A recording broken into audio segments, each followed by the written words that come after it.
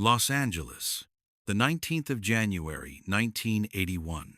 Monday afternoon, 2:47 p.m. The kind of California winter day where the sun feels like a lie. Cold wind cuts through empty streets. Gray sky hangs low, like it's pressing down on the city itself. A 9-story office building on Wilshire Boulevard, the Miracle Mile district. Traffic is stopped in both directions. Police cars everywhere. Lights spinning red and blue against concrete and glass. Sirens wailing, officers shouting into radios, crowd gathering on the sidewalk, necks craning, phones up, everyone staring at the same thing. 9th floor. Corner window. Ledge maybe 18 inches wide. A young man standing there, 21 years old. White, thin, wearing jeans and a Lakers t-shirt. Bare feet, hair whipping in the wind. Arms spread wide like he's about to fly or fall. Can't tell which, won't tell which. His name is Joe. Nobody knows that yet except the police negotiator shouting through a megaphone from the street below. Joe doesn't answer. Hasn't answered for 40 minutes. Just stands there swaying. Staring down at the pavement 90 feet below. Calculating. Deciding. Preparing. Inside the building, LAPD SWAT team on the 8th floor. Snipers positioned, not to shoot Joe, to catch him if he jumps. How do you catch a falling man? You don't. You try anyway. Police negotiator keeps talking. Joe, we want to help you. Joe, talk to me. Joe, whatever it is, we can work through it together. Joe doesn't move, doesn't blink, doesn't acknowledge the voice is even real. The crowd below holds its breath. Some people are crying, some are filming, some are praying, some just watch because humans always watch tragedy. Can't look away. Something about witnessing the moment a life ends makes people feel alive. Firefighters spread a net on the street. It won't help. 9 stories is too high. The net is theater. Makes everyone feel like they're doing something. Then a Rolls Royce pulls up. Silver. Spotless. Completely out of place in this moment of chaos and despair. The driver's door opens. Muhammad Ali steps out. But this isn't the Ali the world remembers. Not the beautiful young man who danced and destroyed Sonny Liston in 1964. Not the warrior who absorbed. This is January 1981 Ali. 40 years old but moving like 60. Face puffy from medication. Body thick, not fat, just settled. The sharpness gone. He walks slowly, carefully. His left hand trembles slightly. Early Parkinson's. Nobody knows it yet. He doesn't know it yet. Just knows something is wrong. Something is changing. Something is leaving him. He was just driving through, on his way to visit a friend, saw the police lights, the crowd, the man on the ledge. And something inside Ali, something that never stopped being who Ali was, even when his body started forgetting, made him pull over. He walks toward the police barricade. Officer holds up a hand. Sir, you need to stay back. Ali doesn't stop, just walks past like the officer isn't there. Not arrogant, not aggressive, just inevitable. Like a river flowing. You can't stop it. You can only watch it go where it's going. Sir, the officer follows. This is a police situation. You cannot. Ali turns, looks at him, doesn't say anything, just looks. The officer stops, recognizes him. Everyone recognizes him, even diminished, even tired, even broken. Muhammad Ali is Muhammad Ali. I'm going up there, Ali says. His voice is softer than it used to be, slightly slurred. The Parkinson stealing pieces of his speech. That boy needs someone. We have negotiators. Send me up. Sir, with all respect, you're not trained for. Ali's eyes don't leave the officer's face. Send me up, he repeats. Not a request, not a demand, just truth. Like saying the sky is blue. Like saying water is wet. Send me up because I'm going up, and you can help or you can get in the way, but either way I'm going. The officer looks at his sergeant. The sergeant looks at the captain. The captain looks at the negotiator. Nobody knows what to do. This isn't protocol. This isn't training. But it's Muhammad Ali. And that boy on the ledge hasn't responded to anything in 40 minutes. What's the harm? Okay, the captain says finally. But he goes with a chaplain and an officer. Ali nods. Fine. They take the elevator. Ali, a police chaplain, 2 officers. The elevator is silent except for the mechanical hum of cables pulling them upward. Nobody speaks. What do you say? How do you prepare for this? Ali walks past them, climbs the stairs to the 9th floor. Each step is an effort. His knees hurt. His body is betraying him. 4 months ago, he fought Larry Holmes for the heavyweight title. Worst beating of his life. Stopped in the 10th round. Couldn't see out of one eye. Slurred speech for weeks. The world said he was finished. Done. A legend who stayed too long. And maybe they were right. But here he is, climbing stairs in a building he's never been in, to talk to a man he's never met, because something inside him, something deeper than boxing, deeper than fame, deeper than the body that's breaking down, won't let him drive past human suffering without stopping. 9th floor. Door to the corner office is open. Inside, furniture pushed aside. Window wide open. Cold wind pouring in. Papers scattered on the floor. Coffee cup overturned. Chair knocked over like Joe had been sitting there. Decided. And just walked to the window and kept going. The ledge is right there. 18 inches of concrete between inside and outside. Between life and death. Joe is standing there. Back to the room. Wind whipping his hair. Arms still spread. Swaying. The slightest loss of balance and he's gone. Ali steps to the window. Slowly. Quietly. Doesn't want to startle him. Doesn't want to be the reason Joe decides. Joe, Ali says softly.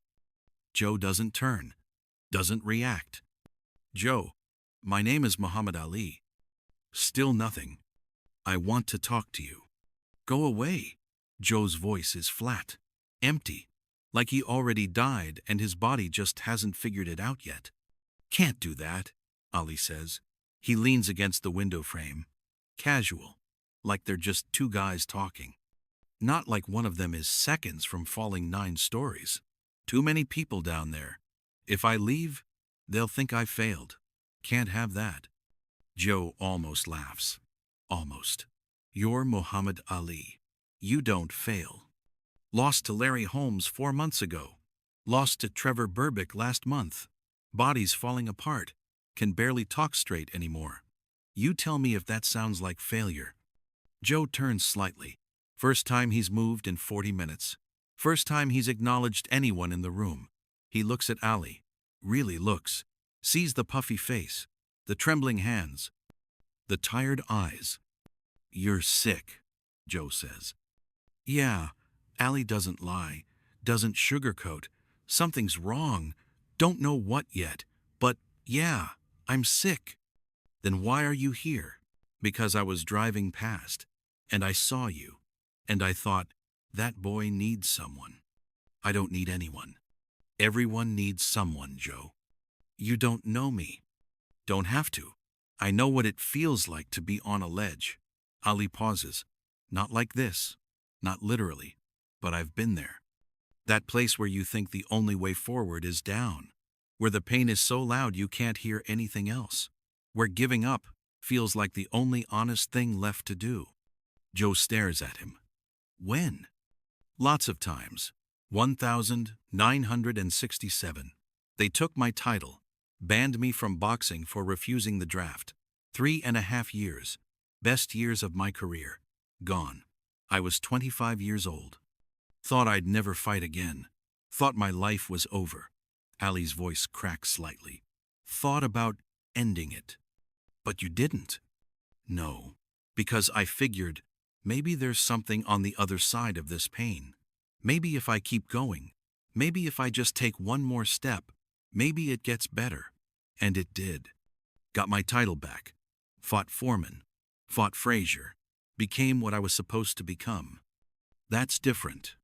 How? You're Muhammad Ali. You're special. I'm just a man, Joe. Flesh and blood. Getting old. Getting sick. Scared just like you. You're not scared. Ali holds up his trembling hands. Look at this. Can't control my own body anymore. That scare me. Can't talk right. That scare me. World moving on without me. That scare me. But I'm still here. Still trying. Still believing there's something worth staying for. Joe looks away. Back to the street below. You don't understand. Then help me understand. Silence. Wind. The sound of sirens. The distant murmur of the crowd. The weight of everything unsaid. Nobody cares, Joe finally says. I'm nobody. I don't matter. If I jump, the world keeps spinning.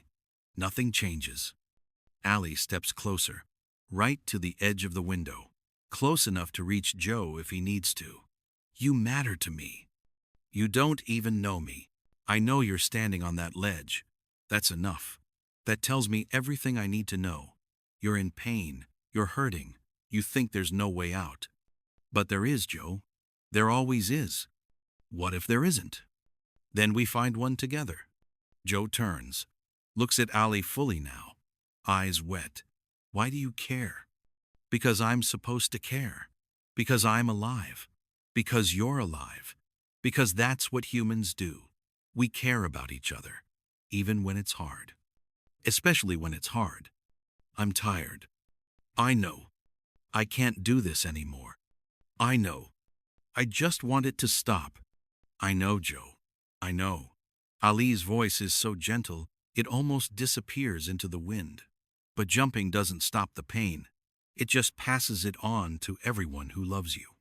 Your mother, your father, your friends. They carry it forever. That weight never leaves. Nobody loves me. I love you. Joe freezes, stares at Ali like he just spoke a language Joe doesn't understand. I love you, Ali repeats. Don't know you. Don't know your story. Don't know what brought you here.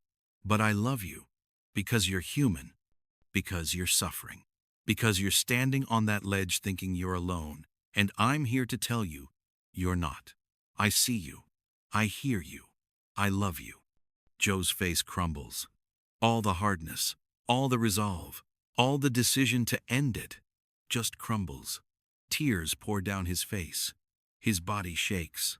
I can't. Yes, you can. Ali holds out his hand. Come inside. Just take my hand. One step. That's all. Just one step. I'm scared. Me too. But we'll be scared together. Come on. Joe looks at Ali's trembling hand, looks at the street below, looks back at Ali. One step, Ali says again. That's all I'm asking. One step toward me. And then we figure out the rest together. The moment stretches, endless, infinite, the whole world holding its breath. Then Joe takes Ali's hand. Ali pulls him inside, wraps his arms around him, holds him like a father, like a brother, like someone who knows what it means to be broken and still standing. Joe collapses into him, sobs, everything pouring out, all the pain, all the fear, all the loneliness. Ali just holds him. You're okay, he whispers. You're okay. I got you. The police rush in, paramedics, chaplain, everyone talking at once. But Ali doesn't let go, just keeps holding Joe, keeps whispering, you're okay, you're safe, I got you. They walk him downstairs, Ali's arm around Joe's shoulders, supporting him, guiding him. Joe can barely walk, legs shaking, body in shock. But Ali holds him up.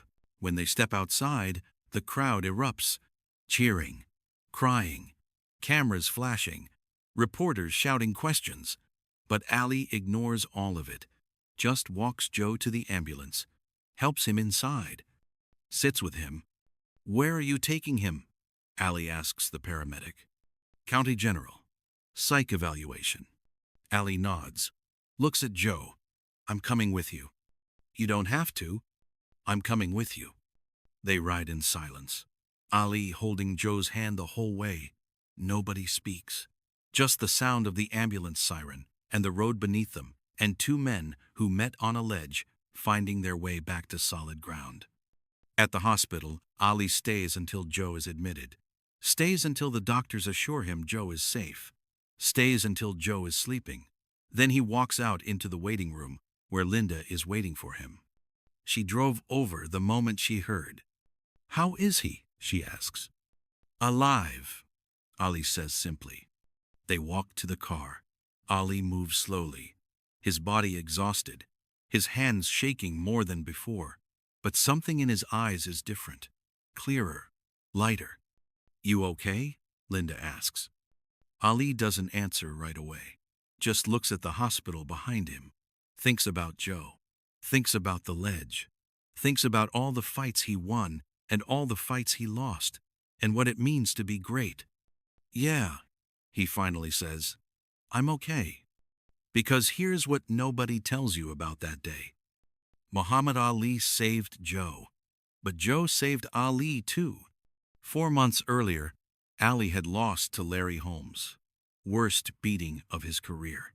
The world wrote him off, said he was done, said he was a shadow of himself, said he should have quit years ago.